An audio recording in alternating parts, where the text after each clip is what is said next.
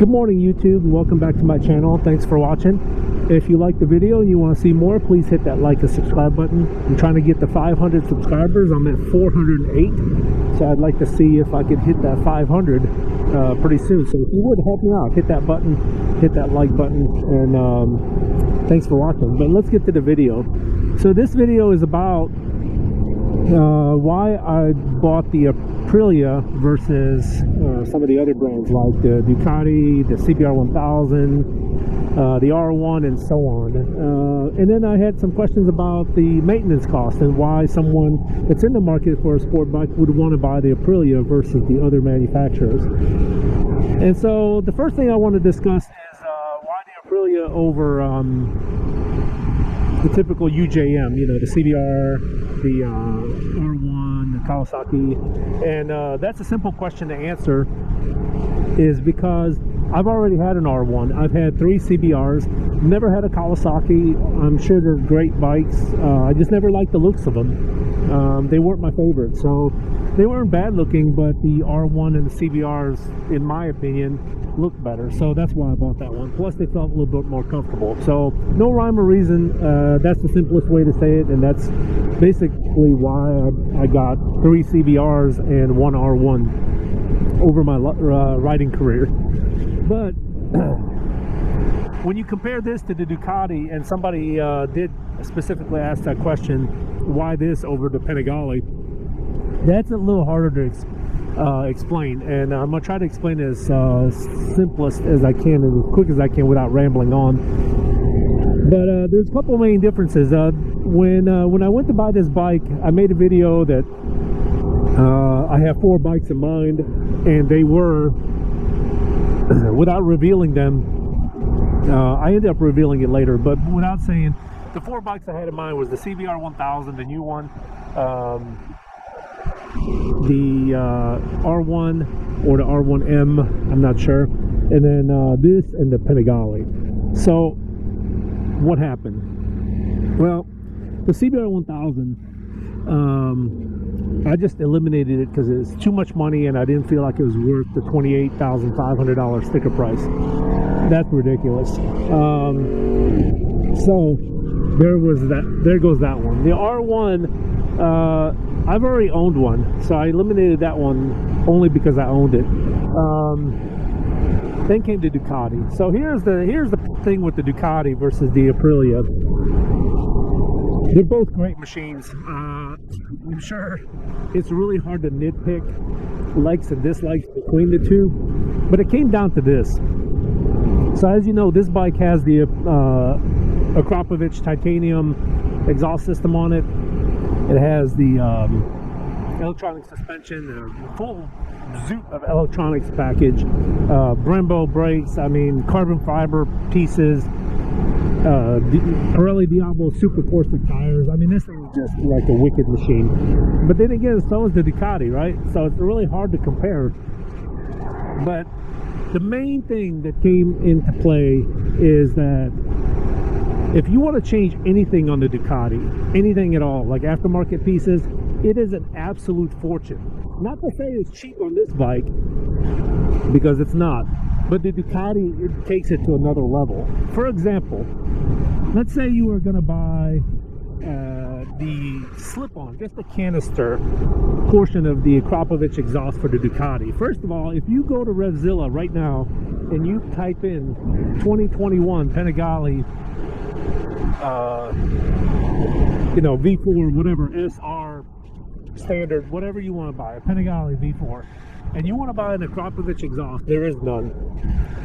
There is no exhaust. In fact, you will find that there is no exhaust available for your bike.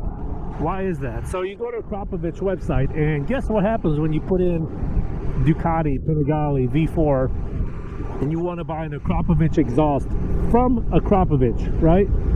What happens? You get a message that says, this product is not available. Please see your authorized Ducati dealer. So then you go to Ducati's website and you type in what bike you have on their accessories page, and you look at exhaust, and guess how much? Take a guess, without looking, how much the canister, just the canister portion of your Akrapovic exhaust is.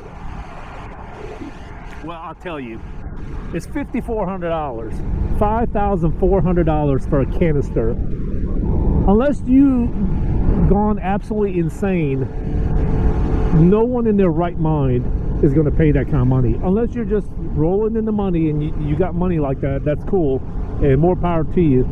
But the average person does not have $5,500 to spend, or $5,400 on a exhaust canister.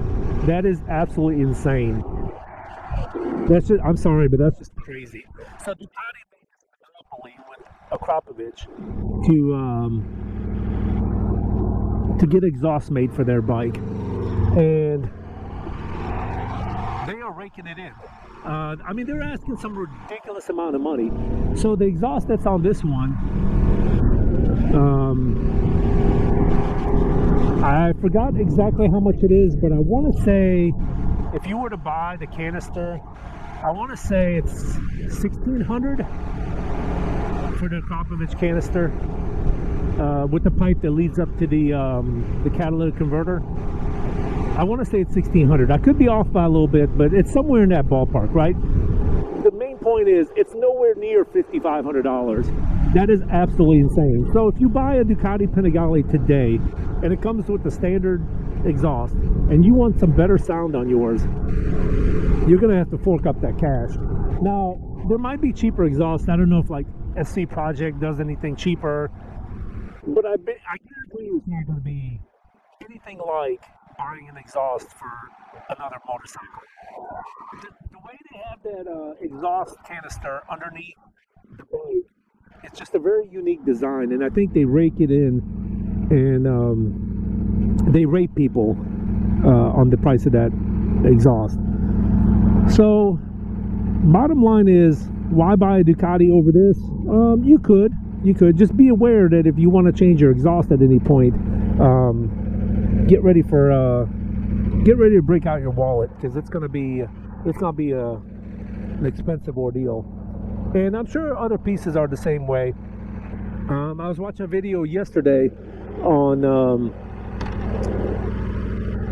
something unrelated. I think it was mirrors. Yeah, that's what it was, mirrors. And someone was replacing the mirrors on their bike, and they said they bought those CRG bar-in mirrors, and they said it was like $200 and some for those CRG mirrors. And that, I mean, that, I think for mirrors, $200 and some, that's ridiculous. That's just absolutely insane to spend that kind of money on mirrors. But the one comment that they did make was, that's more expensive than my OEM Ducati mirrors. And he said, not by much, but it's more expensive. So that's telling me that your Ducati mirrors are around $200 for a set of mirrors. That's the standard original equipment. Now, how much is an aftermarket one for a Ducati? Who the hell knows? It's gonna be stupid expensive. So basically, I didn't want to get into that cost of everything I want to do. I didn't want to get into that. Anything I want to do to my bike is going to be a fortune. I just didn't want to do that. Now, is this one cheap? No, it's not. Is it cheaper than the CBRs or R1s? No, absolutely not. But it's not that much more. Another reason I bought this bike over the other bikes is, we talked about the Ducati. That I washed that one just because of the aftermarket costs. But one other reason, I really love the looks of it. This is a personal thing. Some people might not like it, might not agree, but from my opinion, this bike is a beautiful machine. I love the way it looks. I love the sound of the V4 engine. I've had all the inline fours. They're great. They sound great. But I wanted something different. I wanted something unique, and this is it. So that's why I bought it. So in a nutshell, that's the basic gist of why I got this one versus all the other bikes. Now let's talk about maintenance cost and upkeep and ownership cost. That was one of the main questions they asked. Was, where's the life to own it? What is the cost to own and maintain this bike? Well, I'll tell you, it's not cheap, but it's not stupid expensive either. closest Aprilia dealer to me said that it costs about $1,100. If they have to make adjustments, it's going to be a little more if they have to replace shims, because I'm going to have to, buy shims and all that. But and then they're going to have to take the cam off and stuff, so the price will go up. But it won't be that much more. Probably another hour or so labor, maybe 2 hours labor. So you're talking a couple $100 more. So let's just say $1,500, right? By the time you buy a couple hours labor and a few shims. So at worst case scenario, you're about $1,500. Somebody that owns a Ducati Panigale told me that the valve check on theirs was like 2000 something. I can't remember exactly what it was, but it was in the 2000s. So there's another reason why to buy the Aprilia versus the Ducati. Oil changes. Oil changes are done every 6,200 miles. I don't do them at 6,200. I do them at about every 3,000. So I did the first one at 600, and I'm not at 3,000 yet. But at 600 miles, the oil cost me $27, and I use AMSOIL, and it's about $10 a quart. And it takes 4.2 or 4.3 quarts, so just over 4. So you have to buy 5 quarts, so $50 plus 27, so you're talking $77 with tax and everything in the state of North Carolina. That came out to roughly $85 for an oil change, for a full synthetic oil change. Now, if you buy an oil change for your car that takes, let's say, 5 quarts of oil, like many Hondas do, or Toyotas, 4.5 quarts, you're gonna have to buy 5, right? So you buy 5 quarts of oil, and let's say you buy Mobil 1 because you don't use AMSOIL, right? Mobil 1, they're about 12 something a quart, and you buy your quality oil filter. Let's say you buy a K&N or something similar. It might not be $27, but what I'm trying to say is this oil change on this car or this bike for a full synthetic oil change is very comparable to the cost of a full synthetic oil change on your car. So I would say it's about the same as your car if you're using full synthetic oil change, and you're going, you can go 6,200 miles. Aprilia says you can, so I don't, but you can.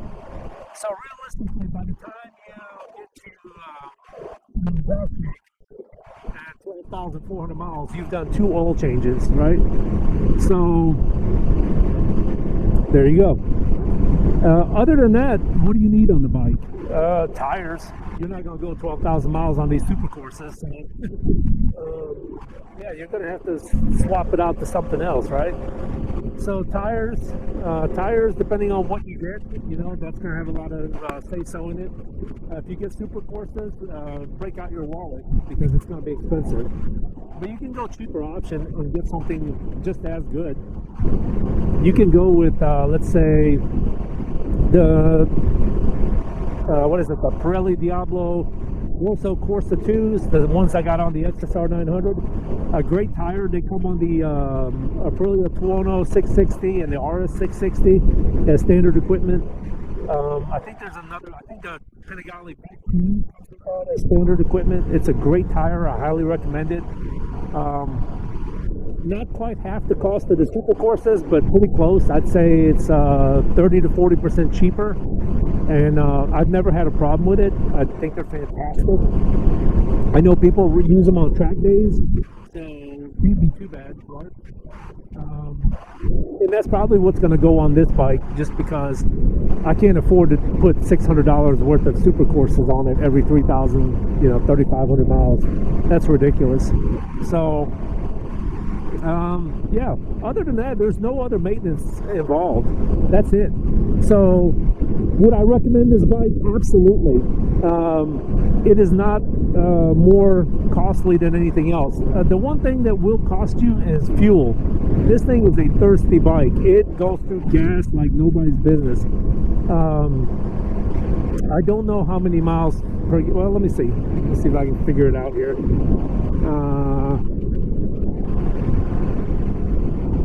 So I'm getting 34.8 miles to the gallon on average on this tank of gas, and I haven't really been that crazy on it. So about 35 roughly is, I'd say, is pretty fair. If you're, you know, wringing its neck from every time you take off, you could probably see that go down a little bit. But so I would say, depending on how you drive it, on average, I think we can get 35. People that own this bike, you know, you're not gonna putt around like a cruiser on it. So if you did, you might get 40 out of it, but I would say you'd be the rare case. So the gas, the fuel is kind of expensive for it, because you're gonna, you know, you're gonna be at the gas station a lot. Tires, you know, depends on what you get. The valve check is not that bad. An R1 Yamaha, I think, is $900 for a valve check. So this thing is about $200 more. And that's just a check. That's not an adjustment. So they gave me a quote one time on an R1 of $900 for the valve check. I don't know. I didn't really check around anywhere else. I might have found some place that's cheaper. Although the Yamaha is pretty easy to work on, you could probably do it yourself. That one's not that bad to work on. This one is crammed in there so tight. I don't think I'm gonna do this one myself. I think this one's gonna go to the dealer. So anyway, that's pretty much the basic ownership and cost of having this bike, and why I bought this bike. And if you have any other comments or questions, please feel free to leave the suggestions, comments in the section below, and I'll be happy to answer them. If you want to see me make a video about this bike or my XSR or anything else like that, please leave those suggestions in the comments below as well. And I guess we'll talk a little bit more later on. Oh, and one last thing. Another reason to buy this bike, another fine reason, if this guy will get out of my way and not hit me. Thank you, thank you, thank you for not pulling out. And the reason, the last reason, is because of the smile factor. I'm sure the other bikes have some good smile factor involved, but good God, I'll show you right now why you should get this bike. And hopefully the sound comes through the way it should, but holy Jesus.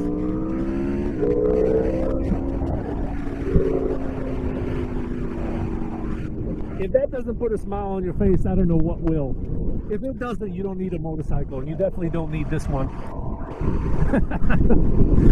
Anyway, thanks for watching. I'll catch you guys on the next video. Deuces.